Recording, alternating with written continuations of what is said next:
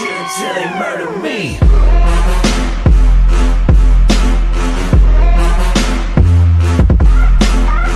What's up everyone, this is OJ.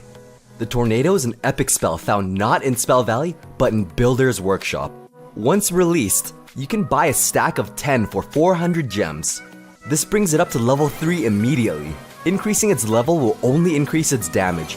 Like all cards in the game, the damage increases 10% per level.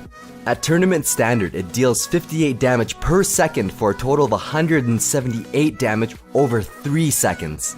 If you break it down, it administers 1 tick of damage every 0.5 seconds for 29 damage. So it takes 1.5 seconds to kill skeletons, which is 3 ticks. It does not damage buildings, so you don't need to worry about activating the King's Tower. It can pull both air and ground units, dealing damage similar to Zap. It won't kill anything stronger than stab goblins. Minions will still survive with a sliver of health, but it offers the benefit of pulling the units.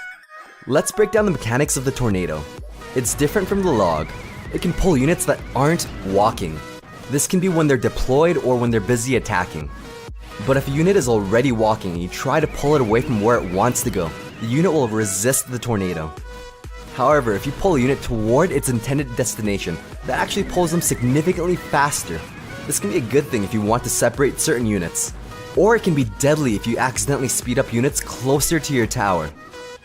Size, weight, and move speed of the unit does not matter. The mechanic pulls all units at equal strength. Here's where it gets very interesting. Any unit sucked by the Tornado, whether they're stalled or pulled to the core, will still be able to attack, provided they're within range. This holds true with melee units as well. Since it doesn't stun units, a Valkyrie can die very fast. Essentially, you'll never want to pull Minion Horde onto your arena tower. They'll arrive faster and start attacking as soon as they're within range. If your opponent attempts to kite your unit, you can cancel it out by pulling the unit back. While units are moving, the Tornado has a tough time pulling units backwards, but easily pulls them forward. There are a crazy amount of situations where both mechanics can come in handy. Since Golems and P.E.K.K.A.s have a slower load time, you can pull them into the other lane. It's much harder to react to this with other units since it doesn't pull them very far once they start walking. It pairs nicely with ranged splashed units. It easily clumps everything up. Though not as effective as arrows, Ice Golem combined with a Tornado can take out a Minion Horde. On top of that, it pulled them away from the Hog Rider. You can potentially plant a building 4 tiles from the river and 5 tiles from the arena tower. Then use a Tornado to force a lane switch on a Giant or Golem.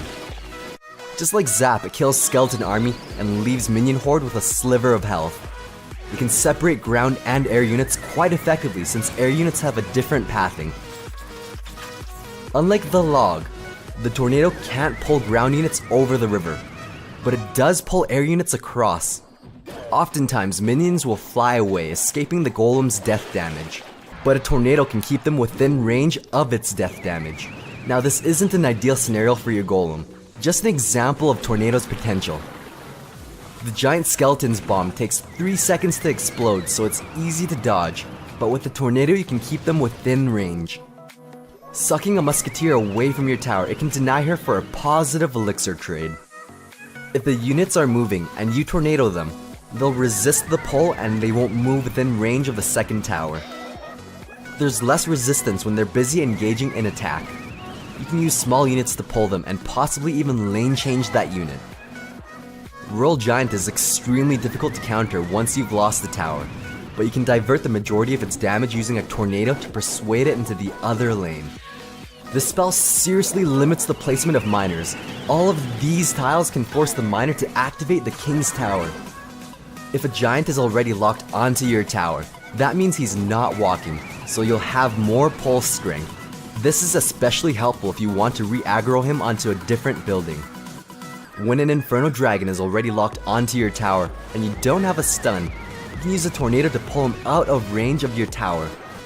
Pairing the Tornado with ranged units is very effective against melee units. Even a Mini P.E.K.K.A. is slightly ranged, and the damage of the Tornado allows the Mini P.E.K.K.A. to one-shot the Barbarians.